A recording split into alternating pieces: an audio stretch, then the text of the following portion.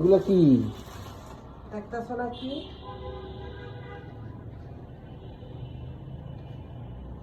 এত শাড়ি? এগুলো কি করবা? আর এগুলো কবে কিনছো? হ্যাঁ, এই শাড়ি কবে কিনছো? কথা বলো না কেন? আমার শাড়িগুলোর উপরে নজর দিতেছে। এইভাবে আমার টাকার অপচয়! আল্লাহ, আর কি মন চাইতেছে, ইচ্ছা করতেছে আগুন ধরাই দিই। কেন? চাইলে হ্যাঁ, বিক্রি করতে পারো। দেখি এটার মধ্যেও তোমাকে একটু লজ্জা লাগতেছে না? আমার গর্ব হচ্ছে। আবার এই আলমারির ভিতরে সব শাড়ি, তোমার একটু লজ্জা নাই? না, লজ্জা নেই। আসলেই তোমাকে নিয়ে আমি আর পারবো না, আসলেই পারবো না। আজকে শুক্রবার, সেজন্য আর কিছু বললাম না, ঠিক আছে?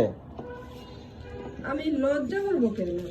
আমি তো লজ্জার আমার পকেট থেকে দেখি টাকা কমতিছে, হারায় যাচ্ছে, পাচ্ছি না। আমি পকেট চুরি করি না কখনো। তাহলে এগুলো কোথা থেকে আসলো? আমি তো কিনে দিইনি। আবার দেখি ডেলিভারির লোক। আমি ডেফিনেটলি আমি একজন নারী উদ্যোক্তা, ঠিক আছে? তো নারী উদ্যোক্তা হলে তোমার কোম্পানির নাম কি, তোমার কি আছে সেটা বলো, আমার শুনি আমি।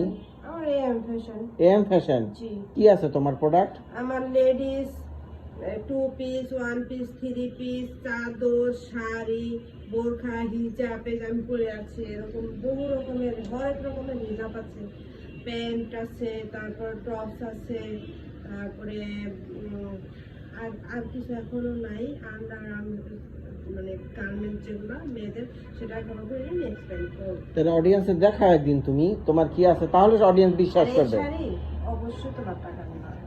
ওকে, ঠিক আছে, একদিন দেখাও অডিয়েন্সকে, তাহলে অডিয়েন্স বিশ্বাস করবে। ওকে।